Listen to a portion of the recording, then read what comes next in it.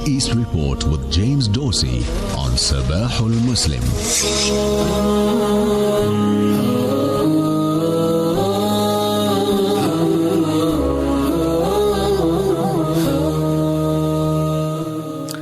James, good morning. I hope you're well.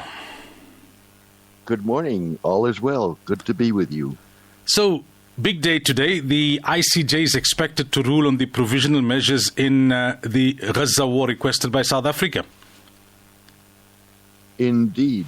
And we should know that in about 7 hours from now. There's a lot at stake, of course. First of all, it's not guaranteed that the court will rule in favor of South Africa. And even if it does, as a matter of principle, rule in favor of South Africa, it's not clear that it would adopt all 9 measures that South Africa has demanded as an immediate emergency to stop the war in Gaza. It can pick and choose between those demands, or it can put up demands of its own. I think the most basic issue here is if, in any form or fashion, the court rules in favor of South Africa, that by definition would mean that the court believes that there is a risk of genocide in Gaza, and that would, of course, be extremely damaging to Israel and put the United States on the spot, as well as other Western countries. An opinion poll suggests a majority of Israelis would accept a demilitarized Palestinian state. Indeed. So Israel, like Gaza, is shell-shocked. It's traumatized by what has happened to Israelis on October 7 and the Gazans ever since. And the perception, and in fact the opinion polls bear that out, that a majority of Israelis support the war in Gaza. But even so, a majority of Israelis, 53%, said in an opinion poll this week that they would endorse a comprehensive package that would go far beyond the hostage release that is being currently negotiated, would involve a permanent ceasefire, establishment of diplomatic relations between Saudi Arabia and Israel, and most importantly, the principle of a Palestinian state, even if Israelis would want to see that demilitarized, whereas Palestinians will probably resist that. Now, Netanyahu has muddled the waters with a leaked attack on Qatar as the Gulf State mediates a renewed prisoner exchange. Indeed. So Qatar has played a crucial role in Israel's relationship with Hamas for years. At the request of the Israelis, well, first of all, at the request of the Americans, Hamas opened its office in Qatar. At the request of the Israelis, the Qataris long paid for the salaries of Hamas-appointed government employees in Gaza.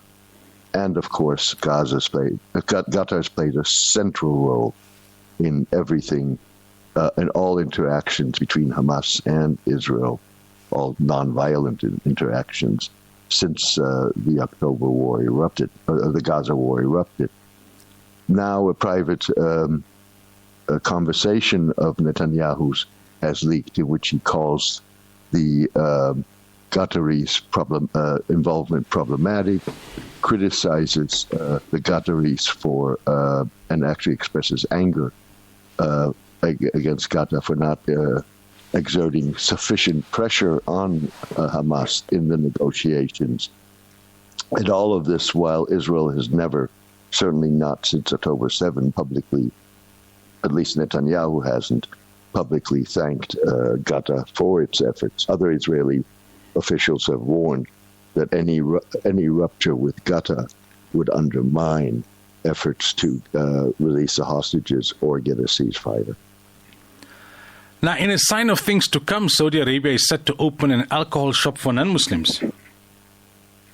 Indeed. So Saudi Arabia has long banned alcohol. And in fact, Saudia, the official Saudi airline, does not serve alcohol, for example. But now in the first, Saudi Arabia is planning to open in the next several weeks a shop in the diplomatic quarter of Riyadh that would be allowed to sell alcohol. Mind you, it's selling alcohol exclusively to non-Muslims, not to Muslims. And it's not quite clear whether only diplomats will be able to purchase alcohol or also other non-diplomatic non-Muslims living in the kingdom. Interestingly enough, anecdotally, there are stories going around that one reason that alcohol was banned in Saudi Arabia initially was not because of religious commands, but because a nephew of the king had been intoxicated and had killed someone while being intoxicated. But nevertheless, opening an alcohol shop in Saudi Arabia is a milestone. Okay, James, thanks for your time. We really appreciate it. It's always my pleasure. Thank you. We remind listeners you can go to www.jamesmdorsey.net and read up James's articles.